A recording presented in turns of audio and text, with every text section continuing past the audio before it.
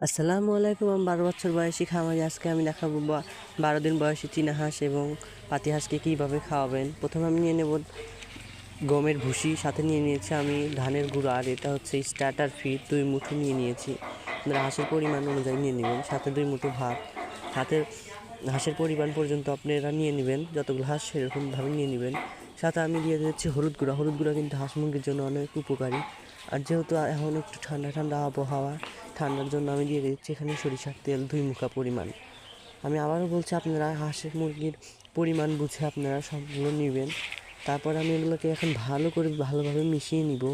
হলুদ, তেল এবং অনেক ভুসিগুলো মিশিয়ে নিব। নেওয়ার পর এখানে আমি পানি দেবো। পানি দিয়ে কিন্তু এটা একদম কিন্তু শক্তও করা যাবে না, একদম ঢিলাও করা যাবে না। সুন্দর করে মাখো মাখো করে মিশিয়ে নিতে হবে। বেশি ঢিলা হয়ে গেলে কিন্তু হাঁসরা খেতে পারবে না এবং সমস্যা হবে। এই যে এইভাবে সুন্দর করে মাখো মাখো করে নেবেন। আজকে বৃষ্টির দিন দেখে আমি হাঁসগুলোকে বের করিনি, ঘরের ভিতরে রেখে দেখেন খেতে দেওয়ার সাথে সাথে কীভাবে খাচ্ছে এরা।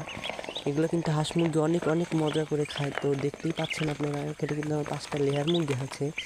লেয়ারগুলো কিন্তু স্টার্টার ফিড বাদ দিয়ে কিন্তু এগুলোই খাচ্ছে। তো এগুলো খাওয়ালে কিন্তু হাঁস কিন্তু দ্বিগুণ দ্রুত বড় হবে এবং খাদ্য খরচ কিন্তু ৩ গুণ কমে আসবে। এটা আপনি খাওয়াই দেখুন, রেজাল্ট আপনি নিজেই দেখতে পাবেন।